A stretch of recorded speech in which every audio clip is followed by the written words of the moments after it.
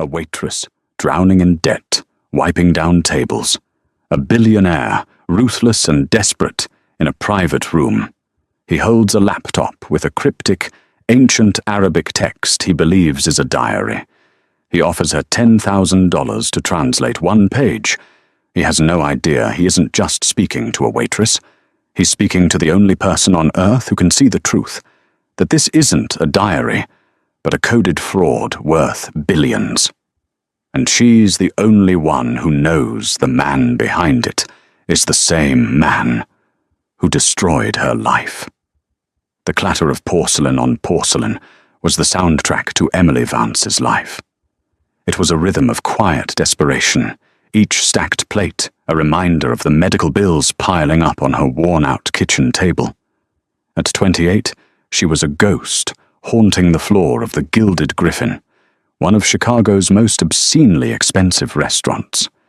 She was fluent in 6 languages, held a mind that could deconstruct medieval poetry, and possessed a photographic memory for obscure historical scripts. And she was serving seared scallops to hedge fund managers. Tonight was different. A tension coiled in the air, thick and suffocating, centered on the exclusive room, table 50. This wasn't the usual rowdy table of celebrating bankers. This was a command center. The man at its head was Damien Blackwood. Emily knew the name. Everyone did. Blackwood, CEO of Aurelian Global, was a figure of cold, disruptive legend. He didn't just build businesses, he consumed industries. He was dark-haired, impeccably dressed in a severe black suit, and radiated an aura of impatient, compressed energy. He hadn't looked at the menu. He'd been alternating between a laptop and a furious, hushed argument with another man, a pale, sweaty academic type. Emily was clearing plates from an adjacent table when the argument finally detonated. "It's gibberish!" the academic hissed, his voice cracking. "I told you, Damien, this script is... it's non-standard. The dialect is a mess. It's untranslatable without months of codicology." Blackwood's voice was lethally soft. "You had 3 days, Dr. Peters. You told me you were the best. Instead, you're telling me you're incompetent. The meeting is in 48 hours. You can't rush this. This is 10th century Kufit, mixed with something else. It's not a business ledger you can just run through a program." "Then you are useless to me."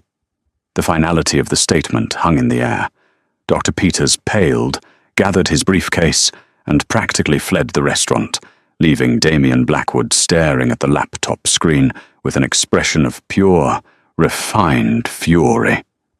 He looked up, his grey eyes scanning the room like a hawk seeking prey. He wasn't looking for a waiter. He was looking for a tool. His gaze passed over Emily, dismissed her, then snapped back. "You!" he called out. His voice cut through the restaurant's low hum, causing heads to turn. Emily froze, platter in hand. "Sir? My translator just proved himself a coward. The manager says you speak languages. Plural." Emily's spine stiffened. "I speak some French and Spanish, sir, for the kitchen staff." It was a lie, the one she used to stay invisible. Blackwood's eyes narrowed. He didn't believe her. He tapped a button on his phone. "That's your manager. He's bringing your file. Says here you listed linguistics as a college major." "It was a long time ago, sir." "I don't care." He gestured to the empty chair opposite him. "I'm in a bind. I need a pair of eyes. I will pay you $5,000 to sit down, sign a non-disclosure agreement, and look at one page on this screen." Emily's heart hammered. $5,000. That was 1 month of her father's specialized care. It was a fraction of the debt, but it was air when she was drowning. "Sir, I'm just a waitress." "I am aware," Blackwood said, his patience evaporating. "But you're the only option I have left. $5,000. Yes or no? I have to make a call in 10 minutes. She looked at the platter of half-eaten bread. She thought of the final demand letter from the clinic. She put the platter down on a nearby tray. "I'll need the NDA first," Emily said, her voice dropping from the cheerful Waitress cadence to something flat and businesslike that surprised even herself. A ghost of a smile, cold and sharp, touched Blackwood's lips. He pressed a button on an intercom on the table. "Send in security. We have a new consultant." The new consultant was marched not just into the private room, but into a smaller, windowless anteroom that reeked of expensive leather and fear. Two men, built like professional football players and wearing identical black suits, stood by the door. One slid a tablet across the table. "Read it. Sign it," Damien Blackwood commanded, standing by a massive high-definition screen. Emily read. The NDA was ironclad. It spoke of penalties in the tens of millions for disclosing anything related to Aurelian Global. It was designed to terrify. Emily signed it with a steady hand. The men took the tablet and her phone, placing the phone in a signal-blocking box. "Good," Blackwood said. He tapped the screen. It lit up. Emily stopped breathing. It wasn't just old Arabic. What Dr. Peters had called 10th century Kufic was a wild misidentification. It was, to be precise, a variant of Maghrebi Andalusian script, heavily coded from the late 11th century. It was notoriously complex, a script used by philosophers and scientists of the Al-Andalus period to hide their work from clerical eyes. And it was the exact, specific subject of her father's doctoral dissertation. The one that had been stolen. Dr. Peters said it was gibberish, Blackwood said, watching her face. He said it was a mess. Emily's fingers itched. She felt a phantom memory, sitting on her father's lap in his study, the smell of old paper and ink, his voice warm as he explained the ligatures. "Dr. Peters is an idiot," Emily said, her voice low. "He's an epigrapher, probably trained on Persian Nastaliq or Ottoman Naskh. He's looking for clean, calligraphic lines. This isn't calligraphy. It's a cipher." Blackwood went utterly still. He moved closer to her, his gaze intense. "A cipher." "This script," Emily pointed, "was designed to be misread. See this character? Everyone thinks it's a QF. It's not. It's a Gimel, but it's used as a numerical indicator. And this," she pointed to a cluster of dots, "isn't a vowel marker. It's a key, indicating the next word should be read not as Arabic, but as a gematria, a numerical value." She was speaking without thinking, the years of suppressed knowledge, the academic passion she had been forced to bury, flooding to the surface. She was no longer Emily the waitress. She was Dr. Aris Vance's daughter. Blackwood stared at her, his expression unreadable. "You said you spoke some French and Spanish." I lied. "Clearly." He pointed to a specific, dense block of text. "My competitor believes this is a diary, a personal lament from a forgotten scribe.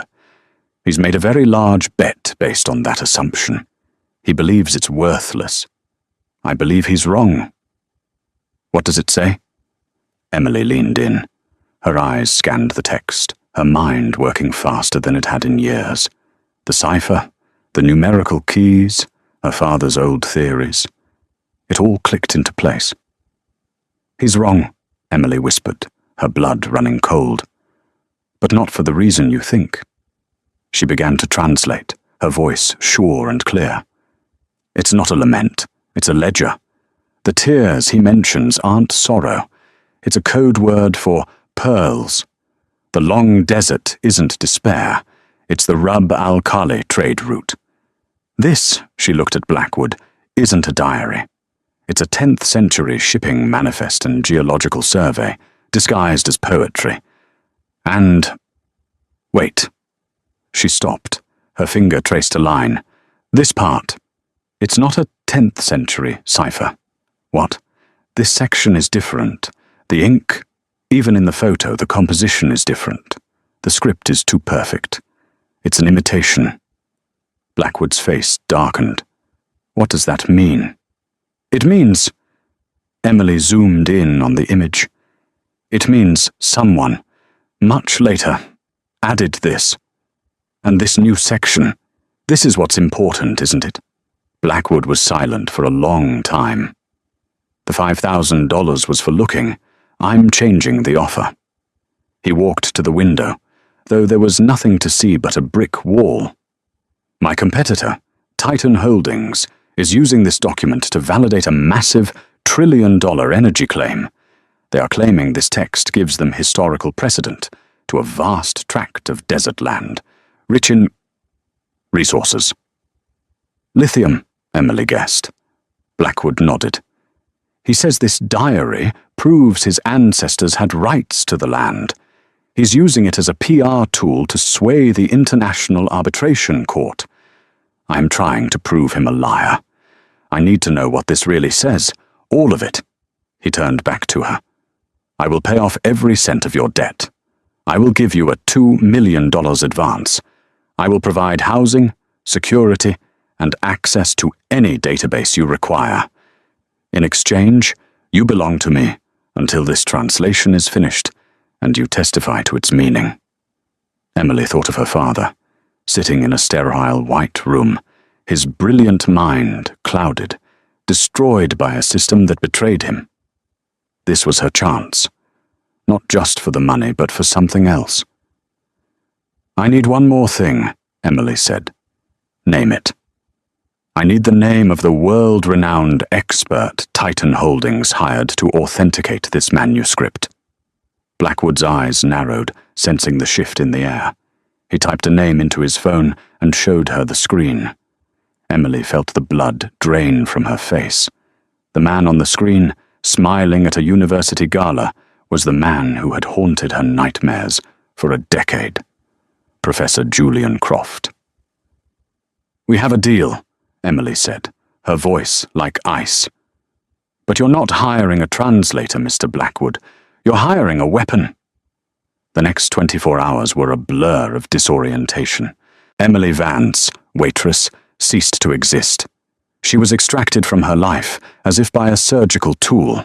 A black car took her from the Gilded Griffin to a sterile, high-tech penthouse apartment, less a home than a fortress, overlooking the city. Her old, threadbare clothes were gone, replaced by a simple, expensive wardrobe.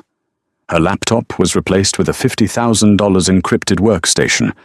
Damien Blackwood was not a man who did things by halves. The arbitration is in 4 days, he said, standing in the center of the vast living room.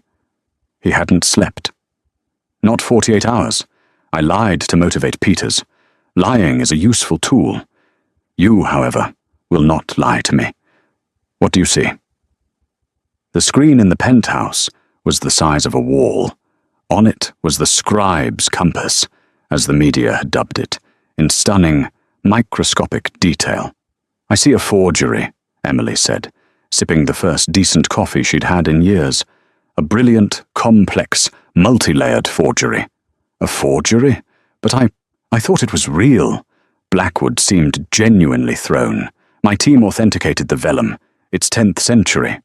The vellum is real, Emily agreed, pacing. The base layer of ink is real. This part here, she highlighted the poetic section, is a genuine 10th century ledger. Boring, standard, trade between Aleppo and Cordoba. Someone found a real, slightly damaged manuscript and decided to improve it. Improve it? How? This, Emily said, highlighting the newer, more dramatic script. This is the forgery. It was added much, much later. Someone scraped off parts of the original ledger and wrote this diary of a prince over it. This is a palimpsest, but the forger made mistakes. What mistakes? Blackwood was leaning in, his corporate raider mind finally grasping the academic hunt. The language. He's trying to sound ancient. He uses terms that are anachronistic. He uses the word kahwa, she pointed, which we translate as coffee. Coffee wasn't a known trade good in the 10th century. The etymology is 15th century. He's off by 500 years. So Croft, their expert, missed that? Croft didn't miss it, Emily said, her voice sharp with contempt. He ignored it. Or more likely, he's the one who invented the fraudulent explanation for it. She zoomed in again, this time on a section that was barely visible, a footnote at the bottom of the page. The forger was clever. He used a base ink of carbon and gum arabic, consistent with the period. But to get this specific shade of dark, oxidized brown, he added an accelerant, a chemical binder. She typed furiously into the workstation, cross-referencing databases she hadn't seen since her graduate school days. He used ferric tannate, Emily whispered, stunned. It's an ink composition that wasn't stabilized for manuscript use until the mid-19th century. Specifically, it was popularized by a French chemical company, Lefranc and Bourgeois, in 1856. Blackwood was silent. So, this document, this entire trillion-dollar claim, is based on a 19th century fake? Yes, Emily said. Titan Holdings is claiming historical rights from a 10th century prince who, in reality, is a 19th century con artist who liked coffee. Blackwood should have been elated. He should have been celebrating. Instead, he looked darker than ever. It's not enough, he said, shocking her. What do you mean, not enough? It's definitive proof of fraud. It's your word against Julian Croft's, Blackwood snapped, his composure cracking. You see this? Professor Julian Croft, the Harrison Chair of Near Eastern Languages at Yale. He is the expert. You are, forgive me, a waitress. He will stand up in arbitration, and he will bury you in credentials. He will say, kawa is a complex pre-Islamic root word for dark wine. He will say the ink is a regional anomaly. He will create a dozen plausible academic lies, and the arbitrators who are bankers and lawyers will believe him. Blackwood turned to her, his face a mask of desperation. I cannot disprove Croft. I have to destroy him. I need something more. I need to know why he's lying. What is the real story? Why this text? Why this forgery? Emily looked at the screen, at the elegant, fraudulent script. She thought of her father. She thought of the man who had built a career on a stolen life. He's not just lying, Emily said.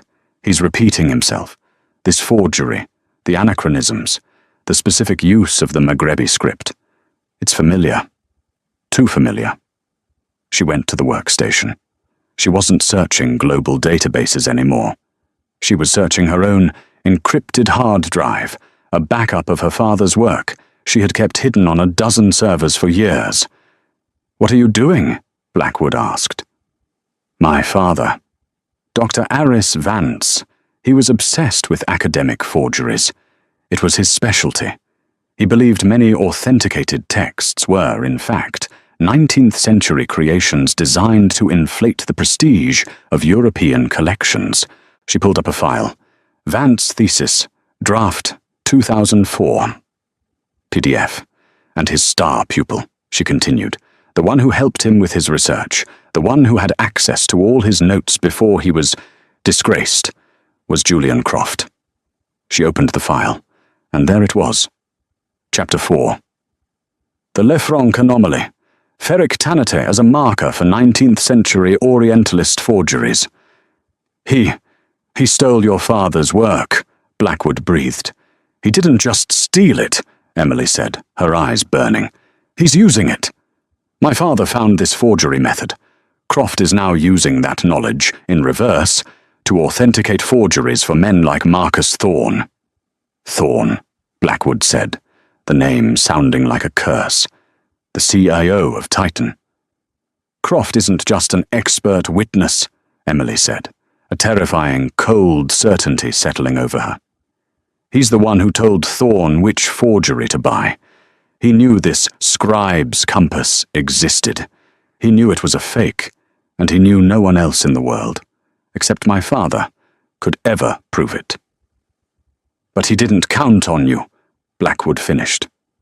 He didn't count on my father having a daughter, Emily corrected.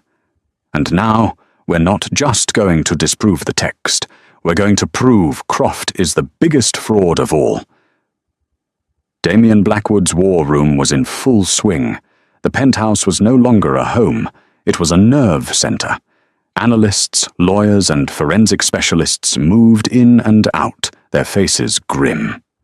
Emily was the calm center of the storm, a position she had never anticipated. She was no longer a waitress playing pretend. She was the axis upon which a multi-trillion-dollar battle would turn. Blackwood paced in front of the massive screen, which now displayed a complex web of connections. In the center were two names, Marcus Thorne and Julian Croft. "Tell me about Thorne," Emily said. She had been working for 36 hours straight, fueled by caffeine and a cold, simmering rage. "Marcus Thorne," Blackwood began, his voice clipping, "is new money with a 1,000-year-old chip on his shoulder. He runs Titan Holdings like a medieval king. He's all about legacy and bloodlines. This is personal for him. He and I have been rivals since our 20s. We both wanted the same things. I built. He acquired, often by force. This land deal," Emily pressed. "Why the elaborate historical claim? Why not just buy it?" "Because he can't," a new voice said. A sharp-suited woman named Catherine Shaw, Blackwood's lead counsel, stepped forward. "The land is in the Aldana Desert, a disputed territory. It's not for sale. The only way to gain exploitation rights is to prove a pre-existing, uninterrupted historical claim under international law. It's an archaic, post-colonial rule. But it's binding. Thorne is trying to argue that his family, through some convoluted genealogy, are direct descendants of the prince in this manuscript. He's presenting it as his family's lost heritage." "He's buying a bloodline," Emily murmured. "Exactly," Blackwood said. "And Julian Croft is his tailor. For a high enough price, Croft will weave any history you want. He's been doing it for years, authenticating lost Rembrandts for Russian oligarchs, finding ancient Roman deeds for real estate moguls. He's the most respected art historian and linguist in the world, and he's completely, utterly corrupt." Emily looked at the file they had on Croft. It was thick. He lived in a $10 million penthouse in New York, owned a villa in Tuscany, and chaired 3 different, obscenely wealthy foundations, all on a professor's salary. "This is where it gets complicated," Blackwood said, pointing to the connection between Croft and Thorne. "Croft isn't just a paid consultant, he's a partner. My intelligence team," he gestured to a quiet man in the corner, "dug this up. If Titan wins the arbitration, 10% of the mineral rights are diverted to a blind trust based in Zurich, a trust managed by none other than Dr. Croft." "He's not just lying for a paycheck," Emily said, horrified. "He's lying for a percentage of $1 trillion resource." "Which is why he'll stop at nothing to discredit you," Catherine Shaw added, her voice grave. "The moment we file our counter-evidence, your testimony, they will attack. Not your work. You.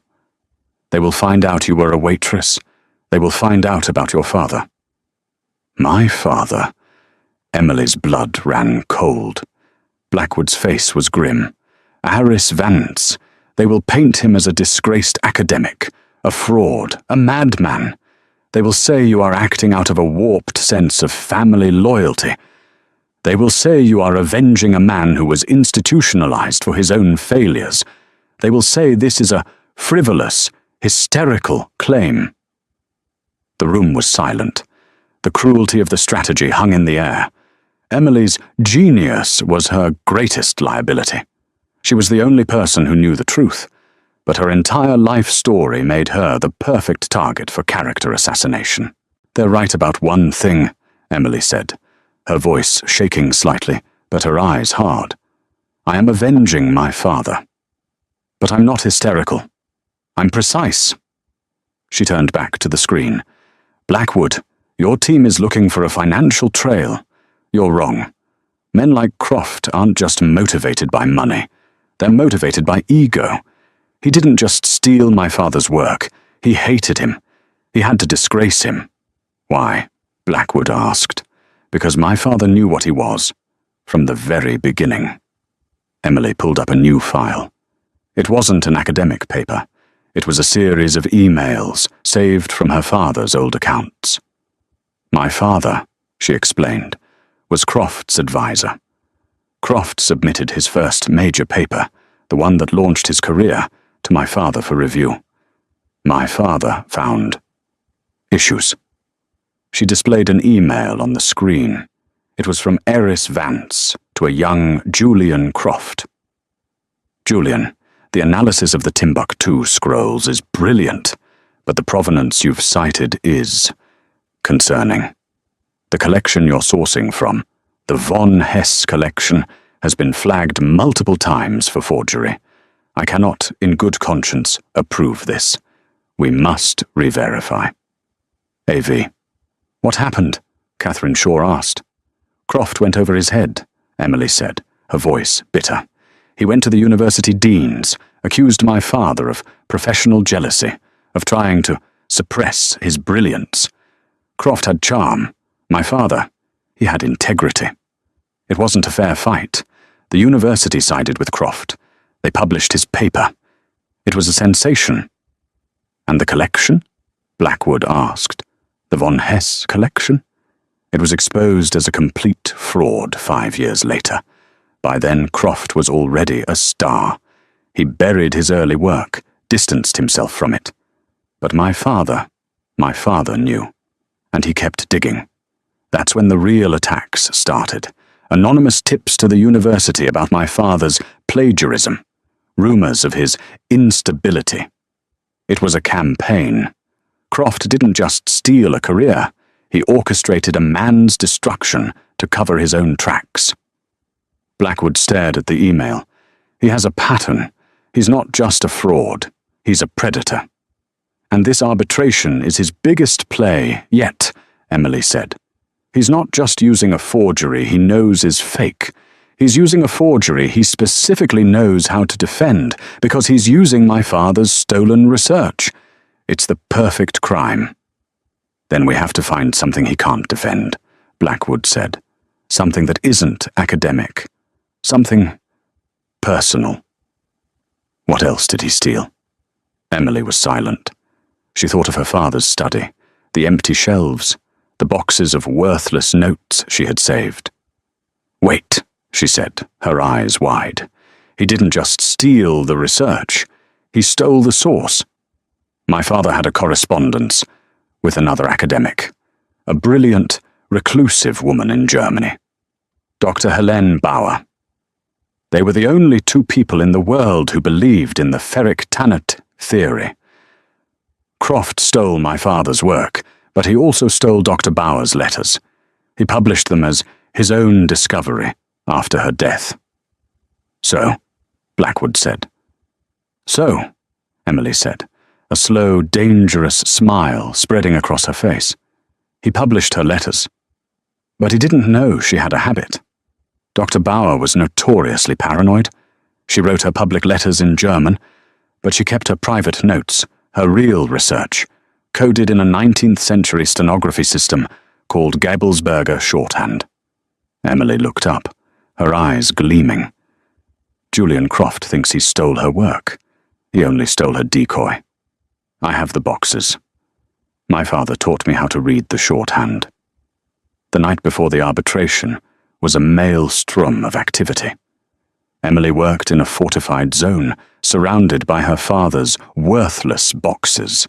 They were, in fact, a treasure trove. Dr. Helene Bauer's notes, hidden in plain sight, were not just about ink. They were a diary of academic discovery, meticulously detailing her and Iris Vance's 20-year hunt for a master forger. They weren't just hunting a forger, Emily explained, her hands covered in 30-year-old paper dust. They were hunting this forger, a 19th century rogue academic named Charles Devereux. He was the one who created the scribe's compass and a dozen other high-end fakes, salting them in collections all over Europe. So Devereux is the source of the fraud, Catherine Shaw said, clarifying for her legal brief. He's the original source, Emily corrected, but Croft is the modern one. Look at this. She pointed to Dr. Bauer's shorthand notes. Bauer and my father were close to proving their case. They had identified the ink, the paper, the anachronisms. They were preparing a joint paper that would have exposed the scribe's compass and half a dozen other fakes. And Croft knew it. Blackwood paused. How? Because, Emily said, holding up a separate, faded letter.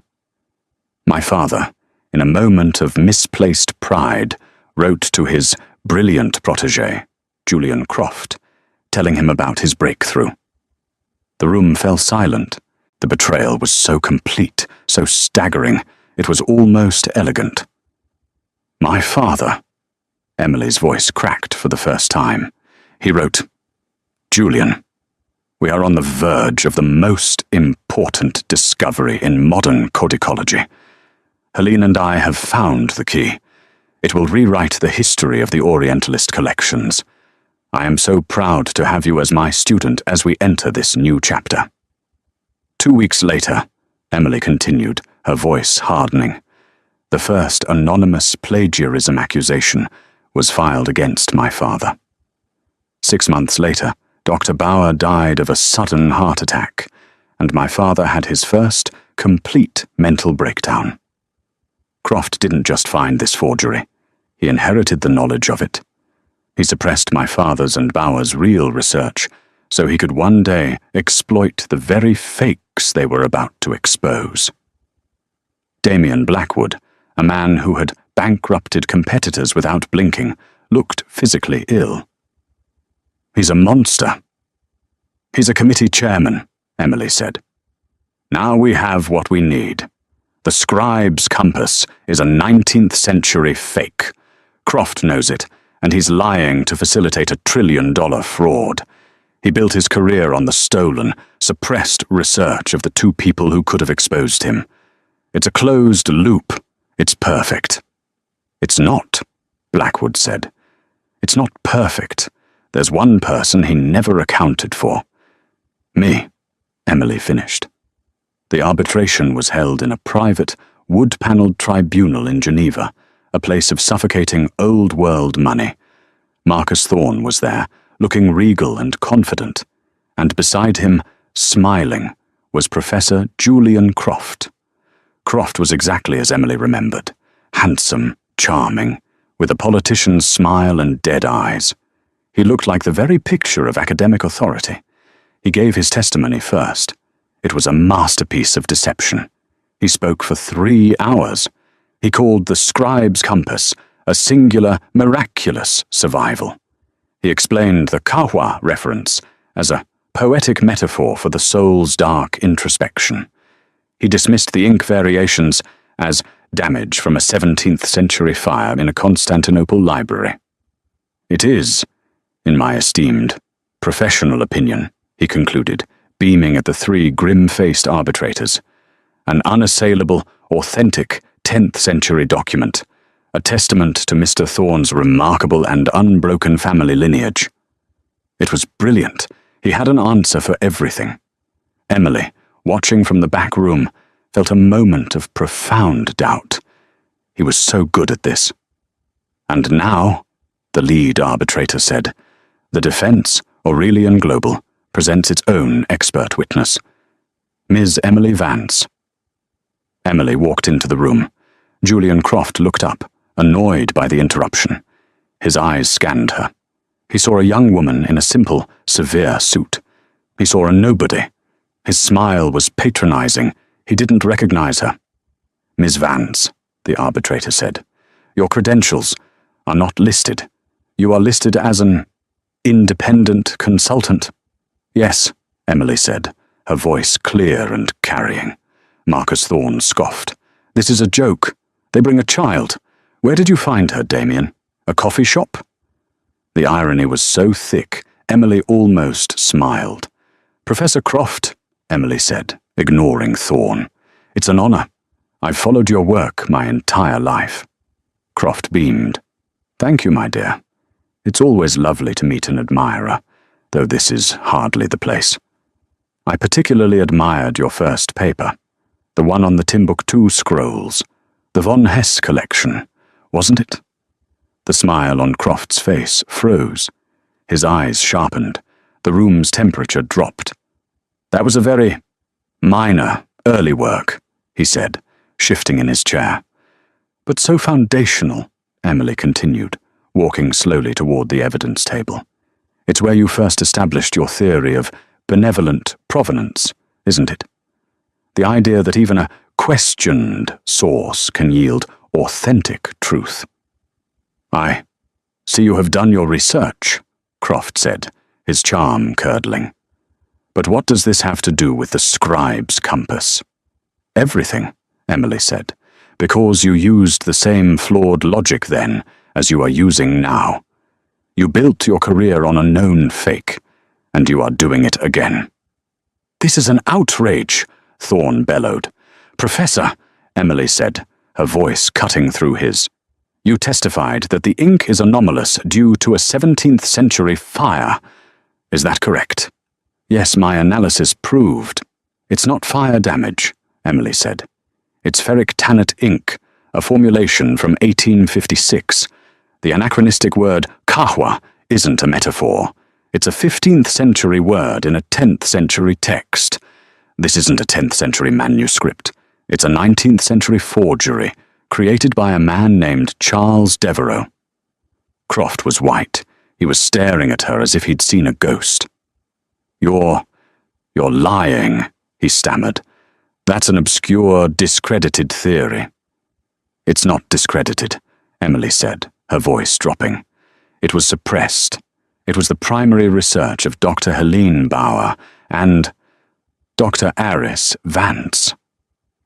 At the name, Julian Croft physically recoiled, and in that moment, he saw her. The set of her eyes, the way she held her head. He didn't just see a consultant, he saw the daughter of the man he had destroyed. You, he whispered, his face ashen. Yes, Emily said. Me. The room was in chaos. Marcus Thorne was on his feet, shouting, but Blackwood's lawyer, Catherine Shaw, was already submitting the evidence. Who are you? Thorne demanded, pointing at Emily. Emily looked past him, her eyes locked on Julian Croft. I'm the waitress, Mr. Thorne, the one who knows how to read the menu. This tribunal is not a theatre, the lead arbitrator shouted, slamming his gavel. Miss Vance, you have made an extraordinary, slanderous claim. You will present your proof now, or you will be held in contempt.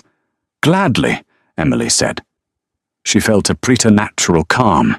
The years of rage, of grief, of scrubbing tables and hiding her mind had all been distilled into this sharp point of absolute clarity. She turned to the presentation screen. Professor Croft is the world's leading expert. But he is an expert on a lie. He is an expert on the research he stole from my father, Dr. Aris Vance, and his colleague, Dr. Helene Bauer. Lies! Slander! Croft was on his feet, his face puce. Aris Vance was a hack. He was disbarred from academia for gross misconduct. He was driven from academia, Emily shot back, by a campaign of anonymous letters. Letters that began. She clicked to the next slide. 2 weeks after he sent this email to you, his trusted student, detailing his discovery of the 19th century forger, Charles Devereux. The email flashed on the screen. Croft stumbled back into his chair as if he'd been shot. This is inadmissible, Thorne's lawyer yelled. It is context, Catherine Shaw replied smoothly, and it is the key to the scribe's compass. Professor Croft, you testified this text was authentic. You built a narrative. But you didn't just interpret the text. You knew the text, because you've had my father's notes on it for 20 years. Emily clicked again. A side-by-side comparison appeared. On one side was a page from Croft's authenticated translation, the one submitted to the court. On the other was a scanned page of her father's 20-year-old notes. They were nearly identical. "You claim," Emily said, her voice ringing with authority, "that this passage refers to a prince's sorrow." My father hypothesized, 20 years ago, that a forger would use this phrasing to appeal to Victorian sentimentalism. You didn't translate this, Professor. You plagiarized the analysis of the forgery and presented it as proof of authenticity. It's a breathtakingly arrogant fraud. Croft was gulping for air, his eyes darting to Marcus Thorne, who was staring at him with undisguised hatred. "But this," Emily said, "is not even my most compelling evidence." She signaled to an attendant, who wheeled in a heavy locked box. My father and Dr. Bauer were not just theorists, they were empiricists. When Dr. Bauer died, her notes were shipped to my father. When my father was institutionalized, I kept his office, all of it. She unlocked the box. Professor Croft stole my father's published work. He stole Dr. Bauer's letters, but he didn't know about their private obsession, Dr. Bauer's Gabelsberger shorthand journals. "Shorthand?" the arbitrator asked, confused. "A 19th century German stenography," Emily explained. "Almost impossible to read. Unless, of course," she smiled sadly. "Your father taught you." She pulled out a journal. Dr. Bauer was not just an academic. She was a forensic scientist, decades ahead of her time. She did her own chemical analysis, and she was paranoid. She kept her real findings in this code. She placed a page under the document camera. It was a mass of flowing, cryptic lines. "If you'll direct your attention to entry 47B," Emily said, translating smoothly, her voice the only sound in the room. "Aris, I have done it. The Devereux forgery. The compass. It has a fingerprint." He was vain. In the final colophon, hidden in the decorative border, he used an ink base mixed with... She paused. "A unique protein binder." Emily looked up, her eyes finding Croft's. "Dr. Bauer, in 1999, isolated the binder. It was a custom mix, using a very specific and very rare additive. It is rabbit skin glue, but not just any. It is from the Silver Martin, a breed specific to one estate in Anjou." Devereux the forger was apparently a dandy. "This is insane," Thorne yelled. "Rabbits?" "A fact," Emily said, "that would be impossible to prove, except for one thing. Dr. Bauer, brilliant and paranoid, obtained a sample of the 19th century glue for comparison, and she kept a sample of the scribe's compass ink, which my father held for her." She held up 2 small glass vials. One contained a dark powder, the other a flake of dried ink. "This," she said, "is the final piece. My father's notes, Dr. Bauer's coded journal, and the physical evidence. The scribe's compass is a 19th century fake. Professor Croft knew it because he stole the research that proved it. And he has been lying, under oath, to this tribunal." The lead arbitrator looked at the vials. He looked at the side-by-side plagiarism. He looked at the email. He looked at the white, trembling face of Julian Croft.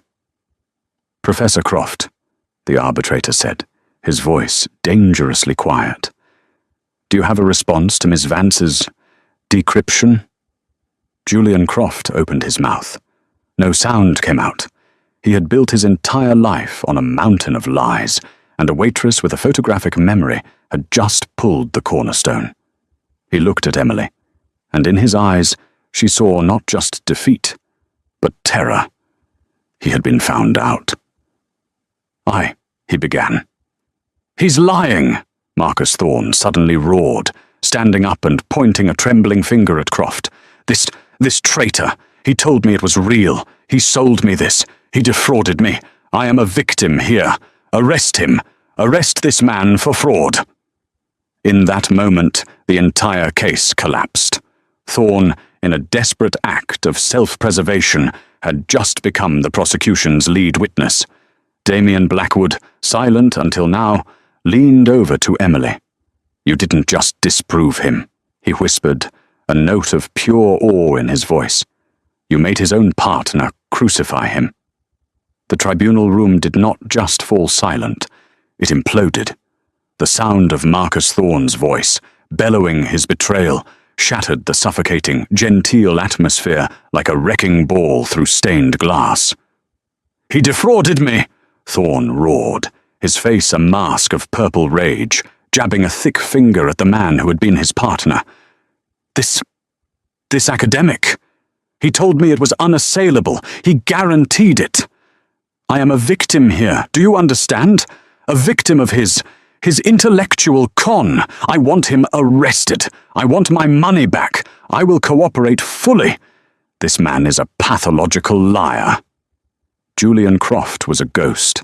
The blood had drained from his face, leaving a waxy, sallow grey sheen. His carefully constructed world, the awards, the tenure, the Zurich Trust, the villa in Tuscany, had been vaporized in under 10 minutes by a waitress. He opened his mouth, but only a dry, rasping sound emerged. He looked at the arbitrators, his eyes pleading. This is a vendetta, he finally stammered, his voice a reedy shadow of its former, booming authority. She's Aris Vance's daughter. It's personal. It's not objective. Professor Croft, the lead arbitrator said, his voice like chipped ice. He had removed his glasses and was polishing them slowly, a gesture of profound, seething contempt. Objectivity is precisely what we have just received. Your testimony, on the other hand, appears to be a work of pure fiction, submitted under oath. You did not just misinterpret the evidence. You are the evidence. You have committed a multi-billion-dollar fraud in this room. He banged his gavel, the sound like a gunshot. These proceedings are suspended sine die. The claim by Titan Holdings is dismissed with prejudice, and, he looked to the rear of the room, I am formally requesting that our Swiss colleagues have a word with Professor Croft regarding his testimony. As if summoned, 2 uniformed tribunal police officers stepped forward. They were not aggressive. They were polite, which was somehow more terrifying. They flanked Croft, who seemed to have aged 20 years. Professor Julian Croft, one said, his voice a low, neutral Swiss German. We must ask you to accompany us. Croft's eyes darted around the room, seeking an escape, an ally. He saw only the disgusted faces of the arbitrators, the furious, betrayed face of Marcus Thorne, and the calculating, cold stare of Damien Blackwood. Then his eyes met Emily's. She was just standing there, by the evidence table, her hands resting lightly on her father's faded boxes. She wasn't smiling. She wasn't gloating. She was just watching. Her expression was one of simple, devastating finality. It was the look of an executioner whose work was done. That look broke him. A small, involuntary sound escaped his throat. As the officers gently took his arms, his arrogance, the Harrison chair persona, dissolved, revealing the small, terrified con man underneath. You don't know what you've done, he whispered, his eyes locked on her as they led him away. You stupid girl. He was still muttering as the doors closed behind him, leaving a void. Marcus Thorne was already surrounded by his own lawyers, his voice now a frantic, high-pitched buzz. We cooperate, full cooperation. We are opening our books. He was the expert. He sourced the document. We are the injured party. Are we clear? Injured. Catherine Shaw, Blackwood's counsel, leaned in toward Emily, her voice low. And that, she murmured, is how $1 trillion empire pivots on a dime. He'll survive. He'll throw Croft under the bus, blame his entire executive board, and rebrand as a victim of fraud by spring. But he'll never touch the Aldana territory. You've locked that door permanently. Emily hadn't moved. The adrenaline that had felt like ice in her veins, making her precise and sharp, was gone. In its place, A crushing wave of exhaustion rolled in. The room was spinning. The voices of Thorne and the lawyers blurred into a dull roar. She had been awake for nearly 72 hours. She had avenged her father. She had won. She felt a hand on her elbow, firm and grounding. It was Damien Blackwood. "Come," he said, his voice quiet. "This part is for the jackals." He guided her out of the tribunal and into a silent, marble-floored anteroom. The sudden quiet was deafening. Emily leaned against the cold wall, her legs shaking so badly she was afraid they would give out. Blackwood stood opposite her, not crowding her, just observing. His face was unreadable, but his eyes, usually so cold and assessing, held a flicker of something she had never seen there. Profound, unadulterated awe. "In my life," he said, his voice just above a whisper, "I have bankrupted companies. I have staged hostile takeovers. I have destroyed the reputations of men far more powerful than Thorne. But I have never seen what you just did." He shook his head, a small, incredulous smile playing on his lips. "You didn't just win an argument. You didn't just present evidence. You walked into his fortress, identified the single load-bearing pillar, and pulverized it with a single perfectly placed word. Vance. It was a work of art." Emily finally took a deep breath, the first one that felt like it reached her lungs. "He was a bad academic," she said, her voice hoarse. "He plagiarized. He faked his footnotes. The rest was just collateral damage." Blackwood let out a short, sharp laugh. It was a genuine, startled sound that seemed to surprise even him. "Collateral damage. You call $1 trillion energy claim collateral damage. My God." He straightened his tie, the businessman returning. "Well, the agreement stands. Your father's debts are gone, wiped clean as of this morning. The $2 million is in a trust, as promised. But that's a joke now. It's insulting.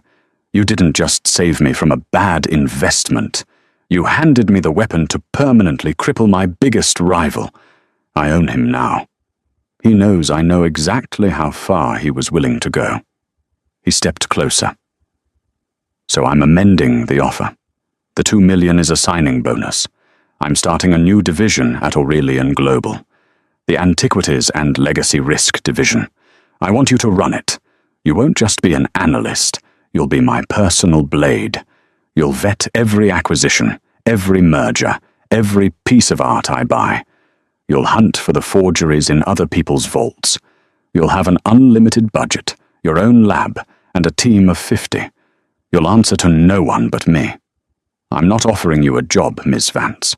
I'm offering you a kingdom. Name your price." It was the ultimate temptation, a life of power, a life of respect, a life where she held the power of destruction, where she was the one people feared. Everything her father was denied, everything she had craved in her darkest, most bitter moments, while wiping down tables. Emily looked at his outstretched hand. She thought of Julian Croft's terrified, hateful eyes as he was led away. He had been corrupted by that same hunger. She pushed his hand away, gently. "No, thank you, Mr. Blackwood." He was, for the second time that day, rendered speechless. "No? No? Do you want to go back to the Gilded Griffin? To serving scallops?" "I want to go see my father," Emily said, a real, weary smile touching her lips. "I want to take him out of that clinic. I want to sit in a quiet room and read a book that isn't a 19th century forgery. I've spent the last 10 years surrounded by bitterness. I won't spend the next 50 surrounded by yours." "That's admirable," Blackwood said, clearly struggling to compute her decision. "But it's a waste." "It's not. As for the $2 million, Emily said, pushing herself off the wall, her strength returning. "I have a counteroffer. I'll take it. But not for me. I want you to use it to start a foundation." "A foundation?" "The Vance Bauer Foundation," Emily said, her voice clear and strong, "for the study of academic integrity and the forensic analysis of historical artifacts. I want my father's name and Dr. Helene Bauer's on the front of a building, funding the next generation of geniuses. I want to fund the students who get overlooked, the ones who choose the truth instead of tenure." She looked him dead in the eye. "That's the real victory. That's my price." Blackwood stared at her for a long, silent moment. He was recalculating.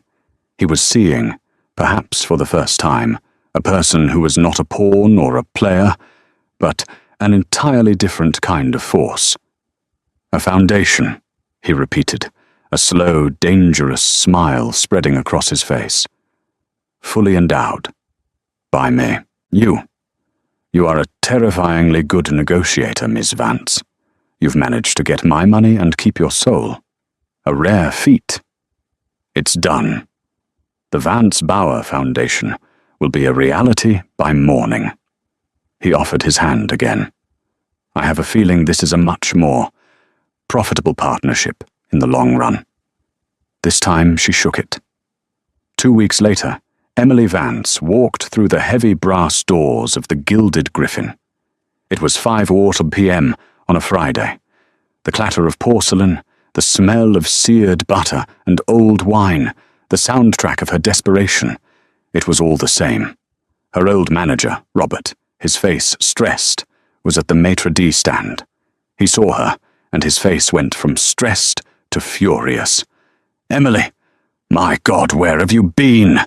he hissed, marching over to her. "You walked out 2 weeks ago. No call, no show. Do you know what kind of mess you left? We thought you were dead, or in jail. You can't just vanish." The staff in the dining room froze. They all turned to watch. Emily looked at him calmly. She wasn't in her stained black uniform. She was in a simple, elegant navy blue dress. "I apologize, Robert," she said, her voice clear. "I was detained, an unavoidable professional engagement in Geneva." Robert scoffed, his face turning red. "Geneva? Geneva? What, were you at a dishwashers' convention? I don't care what your excuse is. You're 30 minutes late for your shift. Get changed. Table 12 is a six-top of bankers, and they look difficult." Emily didn't move. "Actually, Robert, I'm not here for my shift." "Oh, so you're finally here to quit, is that it? Hand in your apron and go. I don't have time for this." "I'm not here to quit either," Emily said. She checked her watch. "I'm here for the 5:11 p.m. inspection with the new ownership group." Robert paled. New ownership? What new ownership? Mr. Harrison didn't say he was selling. When did this happen? "The deal closed about an hour ago," Emily said, pulling a set of keys from her purse. "He was very motivated to sell." "Well, who are they?" Robert stammered, frantically trying to straighten his tie. "Are they here? I should have prepared." "They're here," Emily said. She walked past him, her heels clicking on the marble floor. She stopped in the center of the restaurant, the very spot where Blackwood had first called out to her. She turned back to Robert, who was watching her with a dawning, horrified confusion. She smiled, a small, genuine smile. "Robert," she said, "please call an all-staff meeting in the main dining room, right now." "But the guests? The service?" "Tell the kitchen to stop service. All reservations for tonight are cancelled. And Robert?" "Yes, Miss Vance?" "Tell them not to worry. We're closing for a month. Everyone's on full pay, starting now." The silence was total. A fork clattered from a busboy's tray. Robert's mouth opened and closed, but no sound came out. Emily walked to the back, not to the cramped, damp employee lockers, but to the private dining room. Table 50. She sat down at the head of the table, the seat of power, and opened her laptop. She had a restaurant to redesign, a foundation to launch, and a father to finally, truly bring home. Her work was just beginning, and just like that, Emily proved that the sharpest mind in the room isn't always the one in the expensive suit. She didn't just expose a fraud.